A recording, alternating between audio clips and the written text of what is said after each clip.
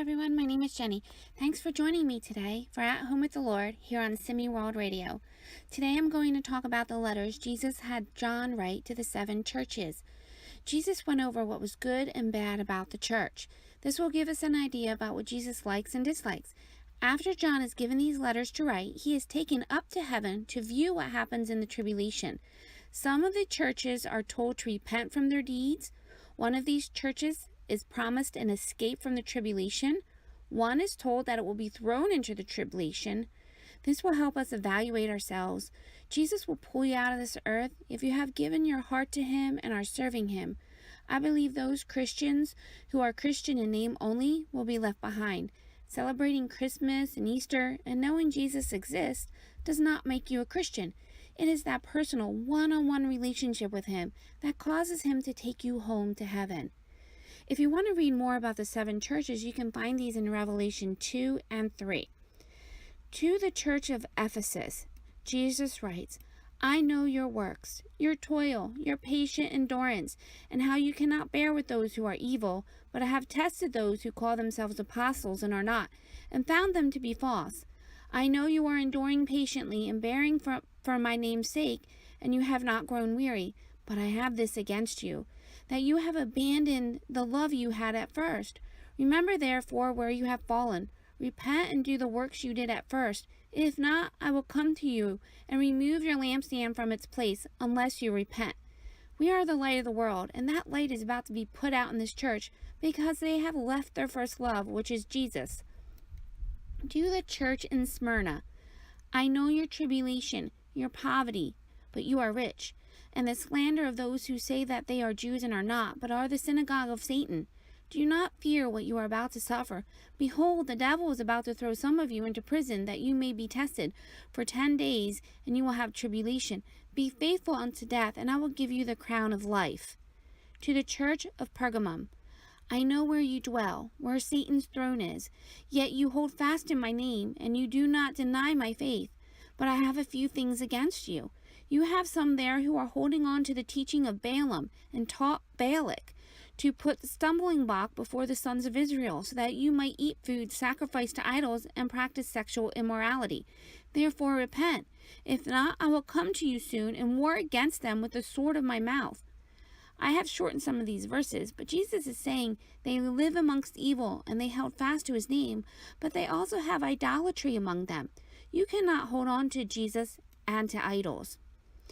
To the church of Thyatira, I know your works, your love and your faith, and your service and your patient endurance, and you have the latter works exceed the first. But I have this against you. You have tolerated that woman Jezebel, who calls herself a prophetess, and is teaching and seducing my servants to practice sexual immorality and to eat food sacrificed to idols. I gave her time to repent, but she refuses to repent of her sexual immorality. Behold, I will throw her into a sickbed, and to those who commit adultery with her I will throw into great tribulation, unless they repent of her works. Jesus is saying that unless they repent, they will be thrown into tribulation because of her idolatry. The majority of this church will not be raptured. Idolatry is not someone worshiping a statue. It is anything that has taken the place of God in your life. It could be money, a hobby, a person. I will go into this in more depth in a later segment. But Jesus goes on to say that there are some people in this church that do not hold on to idolatry. And if they hold fast, they will rule with him. The church of Sardis. I know your works. You have a reputation of being alive, but you are dead. Wake up and strengthen what remains and was about to die, for I have not found your works complete in the sight of my God. Remember then what you received and heard. Keep it and repent. If you will not wake up, I will come like a thief, and you will not know what hour I will come against you. Yet you still have a few names in Sardis, people who have not soiled their garments, and they will walk with me in white, for they are worthy. Jesus says, they look alive, but they are dead. Churches seem good can be spiritually dead. Jesus is saying he will come like a thief, and they will not know when he comes. This is thief reference is a rapture reference. When he takes his people, the majority of this church will not be among those raptured. To the church of Philadelphia, I know your works. Behold, I have set before you an open door, which no one is able to shut. I know you have but little power, yet you have kept my word and have not denied my name. Behold, I will make those of the synagogue of Satan, who say they are Jews but are not, but lie. Behold, I will make them come and bow down before your feet, and they will learn that I have loved you, because you have kept my word about patient endurance. I will keep you from the hour of trial that is coming upon the whole world, to try those who dwell on the earth. I am coming soon. Hold fast to what you have, so that no one may seize your crown. When Jesus says, I will open a door for you and keep you from the hour of trial that is coming upon the whole earth, he is saying this church will be raptured and kept from the tribulation. Jesus says, hold fast that no one may seize your crown. These crowns can be lost, so don't let anyone tempt you away. To the church of Laodicea, I know your works. You are neither hot nor cold. Would that you be either hot or cold. So because you are lukewarm and neither hot nor cold, I will spit you out of my mouth. For you say, I am rich, I have prospered, and I need nothing, not realizing that you are wretched, pitiful, poor, blind, and naked.